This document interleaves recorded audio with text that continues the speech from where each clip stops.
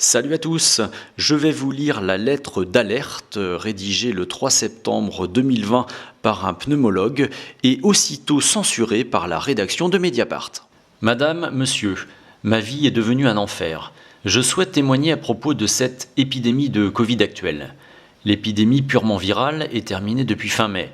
0 décès, quelques rares hospitalisations, quelques rarissimes patients en réa. Ayant travaillé en mars, avril et mai dans un service où l'on entreposait les malades Covid, j'ai pu me rendre compte que la majorité d'entre eux n'étaient pas infectés par le virus. Je m'explique, tous les patients suspects devaient passer un test PCR et un scanner de thorax. La quasi-totalité avait une PCR négative, mais par contre, tous les radiologues concluaient de la même manière, image compatible avec une infection Covid. Et zou, le patient était transféré dans le service des Covid.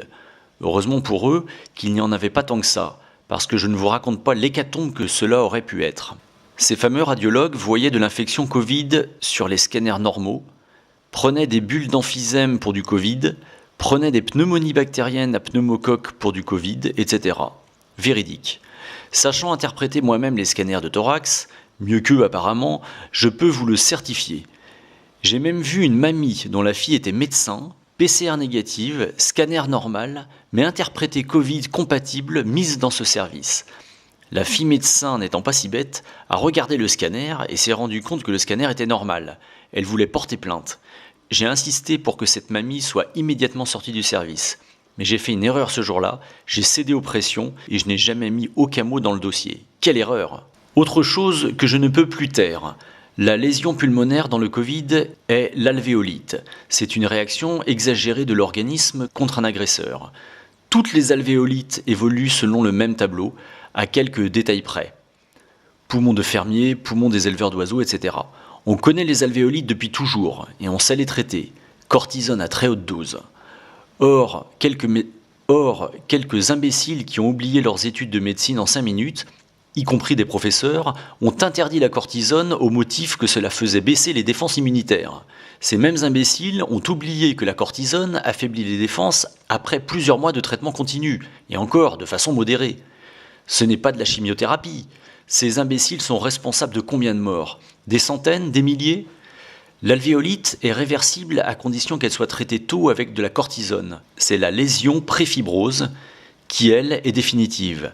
Combien de fibroses séquelaires à cause de ces imbéciles? Petite info, la cortisone fait partie maintenant du traitement immédiat. Allons-nous poursuivre en justice tous ces imbéciles? Il le faudrait. Dans le service où je bossais, tous peuvent être témoins que j'ai toujours préconisé la cortisone dès le début à double, voire triple dose. Solumédrol, 120 mg x 3. J'estime que 80% des diagnostics de Covid sont faux, surtout sur les causes de décès. J'ai moi-même rempli des certificats de décès en 2009, à l'époque du H1N1, mort du H1N1, alors que c'était des cancéreux en phase terminale. J'ai honte. J'ai eu des preuves que ce phénomène non seulement est toujours présent, mais qu'il est amplifié.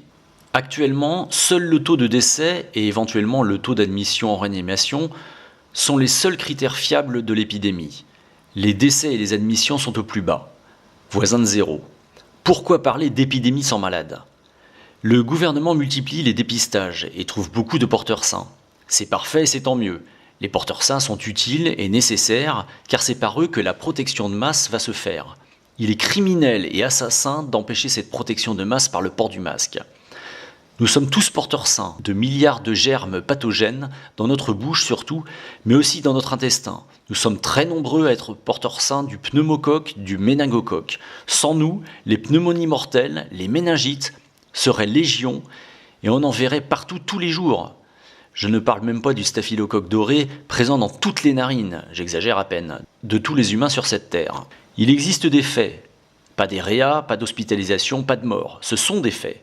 Il existe des extrapolations de mages, de gourous, qui disent que peut-être demain, si les astres sont favorables, selon l'âge du capitaine et selon les boules de cristal, il y aura une deuxième vague. Ces imbéciles, épidémiologistes, infectiologues, ou n'ayant aucune connaissance dans le domaine, sèment la terreur et malheureusement conseillent le gouvernement. Trop bête pour comprendre de lui-même, comme pour l'amiante en 1997. S'il doit y avoir une deuxième vague, c'est tout de suite, c'est-à-dire qu'elle aurait dû avoir lieu en juin. En juin, rien. En juillet, rien. En août, rien. J'avance même, en septembre, rien. Ils nous emmerdent avec leur masque obligatoire pour une épidémie qui est terminée, et ils empêchent même la protection de masse. Ce sont des criminels. Ces bases étant posées, voilà comment je vis depuis. Je vois des dizaines de jeunes gens qui ont tous le même profil, les mêmes symptômes, douleurs thoraciques vagues, atypiques, et dyspnée inspiratoire. Une dyspnée inspiratoire est toujours psychogène.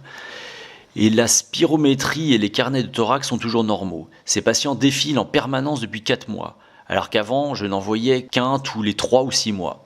Des stressés qui ont peur de mourir, comme lors du passage à l'an 2000, qui posent tellement de questions que je n'ai plus le temps d'aborder le sujet pour lequel ils viennent. Sur ma vie personnelle, c'est l'enfer. La peur du flic en manque de points pour sa prime, car je refuse de porter un masque inutile. En plus, je suis asthmatique, un vrai de vrai, et en surpoids, donc en hypoventilation alvéolaire. Un masque pourrait m'envoyer direct au paradis ou en enfer. La peur du regard des moutons masqués, la peur de recevoir un patient obtus avec qui je vais me prendre le chou, la peur tout le temps. Ma mère a eu 20 ans en 1940. Je comprends maintenant ce qu'elle a dû vivre, tout comme mon père, mais lui, il était prisonnier. La peur permanente.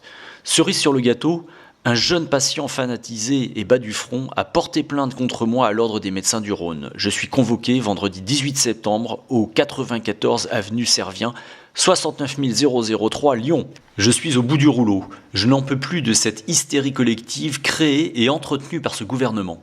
Les bouquins de psychiatrie disent tous que l'hystérie collective est toujours créée par des groupes importants ou des gouvernements. Nous sommes en plein dedans.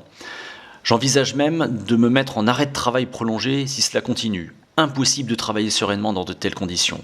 Docteur Patrick Bélier, pneumologue et allergologue, Sainte-Foy le 3 septembre 2020. Pour finir, n'oubliez pas de liker cette vidéo, de la partager, d'y laisser des commentaires, de vous abonner à ma chaîne et de me soutenir financièrement sur mon compte Tipeee. Sur ce, je vous souhaite une bonne journée.